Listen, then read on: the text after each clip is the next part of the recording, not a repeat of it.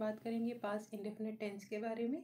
लेकिन वीडियो शुरू करने से पहले मैं आपको बता देना चाहती हूँ कि वीडियो के एंड में जो है एक प्रैक्टिस सेट है, आप उसको ज़रूर कीजिएगा और उस सेट का आंसर आप मुझे कमेंट सेक्शन में भी दे सकते हैं। और इस वीडियो से रिलेटेड अगर आपकी कोई भी प्रॉब्लम है तो आप प्लीज़ मुझे कमेंट सेक्शन में लिखिएगा, मैं उसका आंसर देने की पूरी कोशिश करूँगी। तो आइए आज का लेसन शुरू करते हैं। पास्ट इंडेफिनिट टेंस जो है उसकी पहचान होती है अगर सेंटेंस के एंड में गया है, आया है, दिया है, लिया हो। इसके यूजेस कुछ इस तरीके से है। एक्शन हैपेंड इन पास्ट, अगर कोई भी एक्शन आपका पास्ट में हुआ हो तो वो पास्ट इंडेफिनिट टेंस में आता है। सपोज अगर आपने कोई इंसिडेंट हुआ है या आपको कोई इंसिडेंट रिपोर्ट करना है तो आप उसको पास्ट इंडेफिनिट टेंस में करेंगे।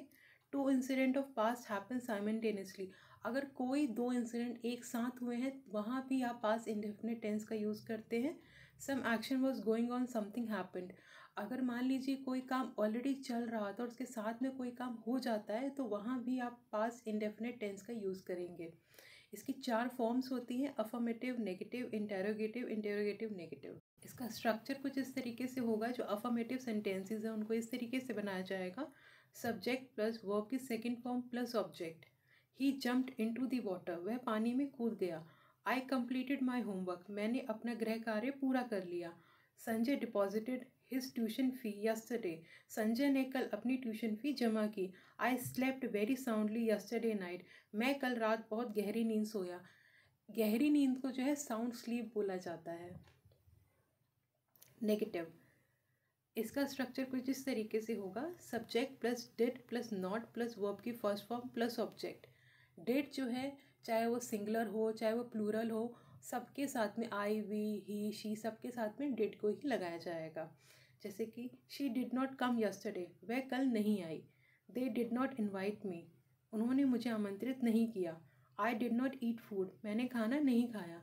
ही डिड नॉट हेल्प मी, उसने मेरी मदद नहीं की। इंटेरोगेटिव, इसमें जो डिड है, जो हेल्पिंग वर्ब है, वो पहले आ जाएगी, फिर सब्जेक्ट रहेगा, फिर वर्ब की फर्स्ट फॉर्म, फिर ऑब्जेक्ट। जैसे कि did he enrol for English classes, क्या उन्होंने इंग्लिश क्लासेस के लिए नामांकन किया। Did she yell at him, क्या वह उस पर चिल्लाई। येल जो है चिल्लाने को बोलते हैं। डिड दे इन्वाइट यू, क्या उन्होंने आपको आमंत्रित किया। Did the police catch the elusive thief, क्या पुलिस ने हाथ न आने वाले चोर को पकड़ लिया। जो एल्यूसिव है उसका मतलब होता है कोई ऐसी चीज़ जिसको डिफ़िकल्ट टू कैच या डिफ़िकल्ट टू फाइंड। एल्यूसिव जो होता है ये एक एडजेक्टिव होता है, तो इसलिए यहाँ पे आप थीफ के साथ में, थीफ एक नाउन है तो इसलिए आप यहाँ पे एल्यूसिव यूज़ कर रहे हैं। इंटेरोगेटिव नेगेटिव मतलब क्वेश्चन भी है और नेगेटिव सेंटेंस भी है। तो इसमें डिड जो हेल्पिंग वर्ब है वो सब्जेक्ट से पहले आएगी, फिर नॉट आएगा, फिर वर्ब की फर्स्ट फॉर्म आएगी, फिर ऑब्जेक्ट आएगा। जैसे कि did she not come yesterday, क्या वह कल नहीं आई। Did they not laugh at me, क्या वह मुझ पर नहीं हंसे। Did you not deposit money, क्या आपने पैसे जमा नहीं किया। Did I not tell you, क्या मैंने आपको नहीं बताया। फिर पास्ट इंडेफिनिट के कुछ मिसलिनियस यूजेस हैं, आइए उनको समझ लेते हैं। टू पुट एम्फेसिस समथिंग, किसी भी चीज़ के ऊपर ज़ोर डाल के जब आपको बोलना होता है पास्ट में तो आप जो है इसका स्ट्रक्चर इस तरीके से बनाते हैं। Subject plus did plus verb की फर्स्ट फॉर्म प्लस ऑब्जेक्ट। जैसे कि I did study this chapter, मैंने ये चैप्टर पढ़ा तो था। शी डिड नो पुलकित, वह पुलकित को जानती तो थी। I did consult to the doctor, मैंने डॉक्टर से कंसल्ट किया तो था। Two incident of past happen simultaneously, अगर कोई भी इंसिडेंट पास्ट में एक साथ हो रहा होता है तो आप वहाँ पे पास्ट इंडेफिनिट टेंस का यूज़ करते हैं। जैसे कि she cooked food while children played in the park, वह खाना बना रही थी जब बच्चे पार्क में खेल रहे थे, मतलब उस दौरान वो खाना बना रही थी जब बच्चे पार्क में खेल रहे थे। तो she cooked food while children were playing in the park, ये जो होता है ग्रामेटिकली गलत होता है, आपको जनरली ऐसे बोलना होता है she cooked food while children played in the park.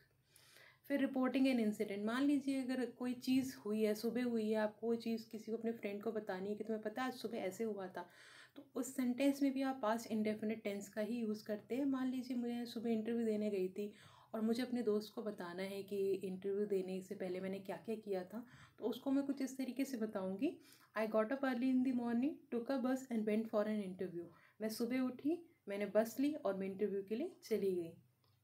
Something was going on, something action happen, मतलब कुछ चल रहा है, कोई एक्शन चल रहा है और कुछ हो जाता है, तो आप वहाँ भी जो है पास्ट इंडेफिनिट टेंस का यूज़ करेंगे। जैसे when we were watching TV the delivery boy arrived, जब हम टीवी देख रहे थे उसी टाइम डिलीवरी बॉय आ गया। यह प्रैक्टिस सेशन, आप इन सेंटेंसेस को देखिए और इनको ट्रांसलेट करने की कोशिश कीजिए।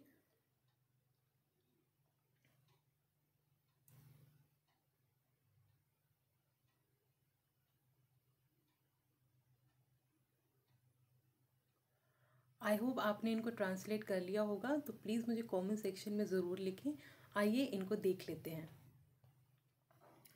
उसने सभी सब्जियां अच्छे लाभ पर बेची। He sold all the vegetables at a good profit. मैंने उसे नहीं पहचाना। I did not recognise him, पहचानने को रिकोगनाइज कहते हैं। बिल्ली ने सारा दूध पी लिया। The cat drank all the milk. जो ड्रिंक है उसकी सेकेंड फॉर्म में ये, थर्ड फॉर्म होती है ड्रंक। दिल्ली ने हमारी के कई मामलों में पुष्टि की। Delhi confirm several cases of epidemic. Epidemic जो होता है वो महामारी को बोलते हैं। उसने मुझे अपनी किताब नहीं दी। He did not give me his book. तो गाइस, ये था पास्ट इंडेफिनिट टेंस। अगर आपको ये वीडियो अच्छा लगा होगा तो प्लीज़ मेरे वीडियो को लाइक कीजिए और इस चैनल को सब्सक्राइब कीजिए। Thank you.